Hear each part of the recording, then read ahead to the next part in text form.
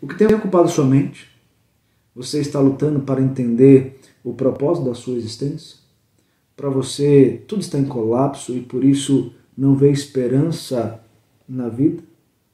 Você se vê como um peso para as pessoas e tem pensado em diminuir os sofrimentos delas e também o seu, tendo até mesmo o desejo de encerrar o ciclo aqui nesse plano terreno? Se pensamentos assim têm ocupado a sua mente, deixa eu rapidamente falar sobre como Deus vê a sua vida.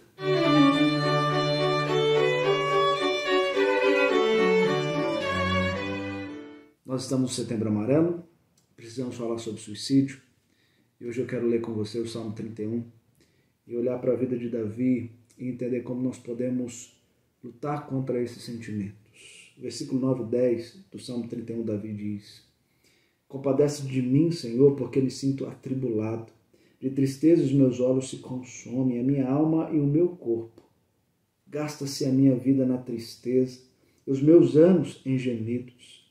Debilita-se a minha força por causa da minha iniquidade, e os meus ossos se consomem.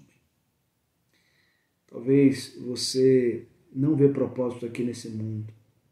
Porém, Deus, o teu Criador, te colocou aqui porque você é importante para Ele. E além disso, Ele mesmo te deu um propósito.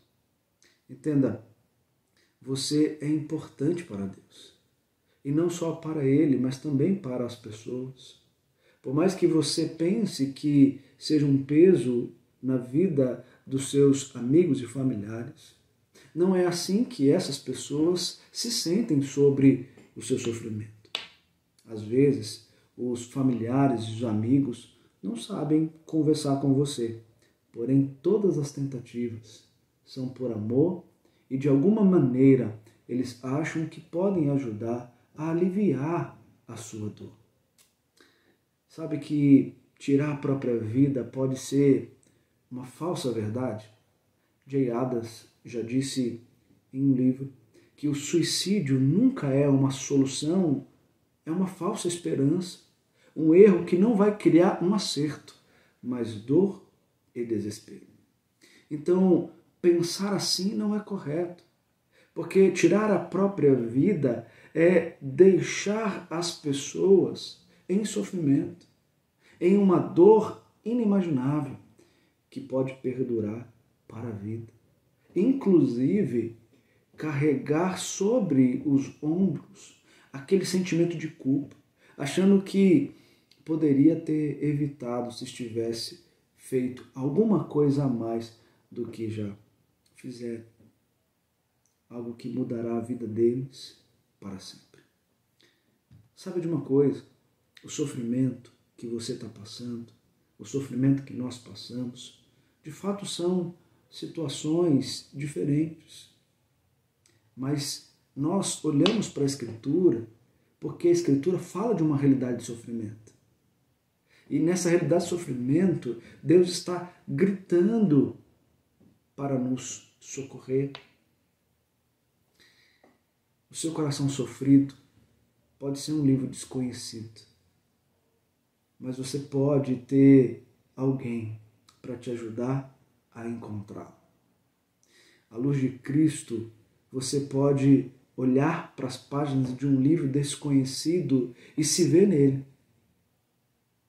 Por isso, você precisa pensar em coisas importantes para a sua vida, à luz daquilo que Deus revela para nós.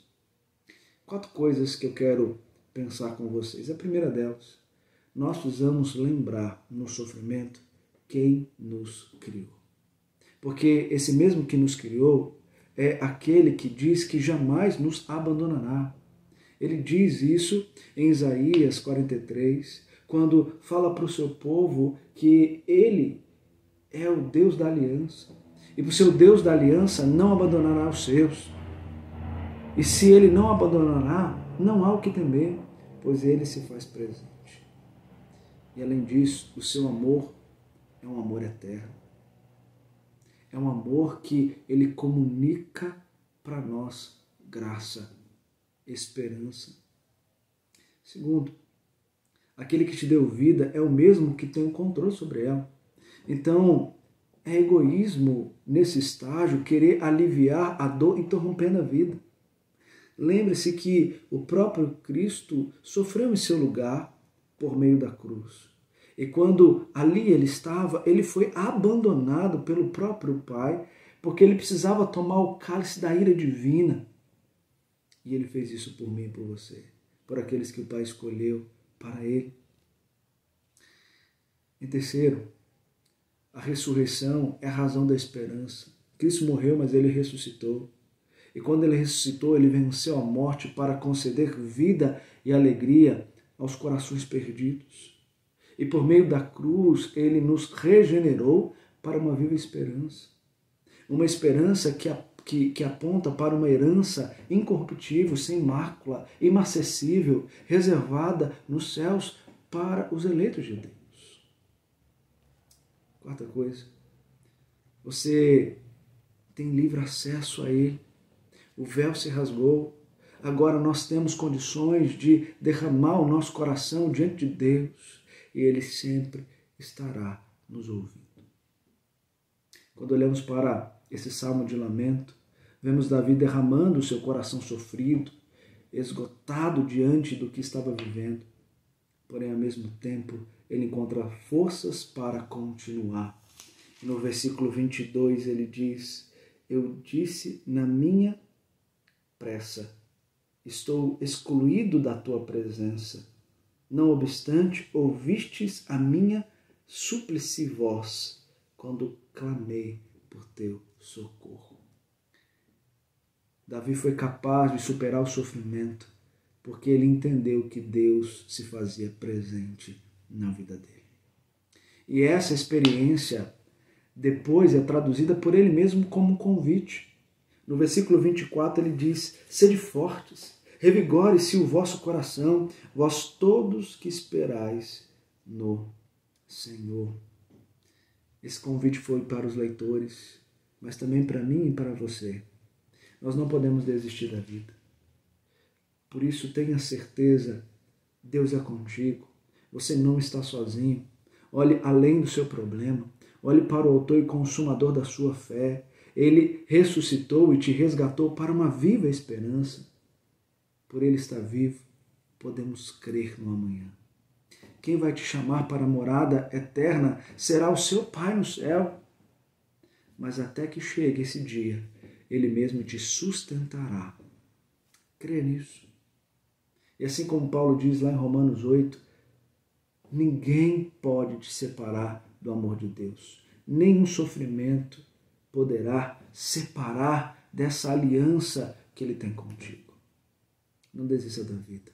Viva diante de Deus, porque Ele cuidará de você. Que Deus te abençoe.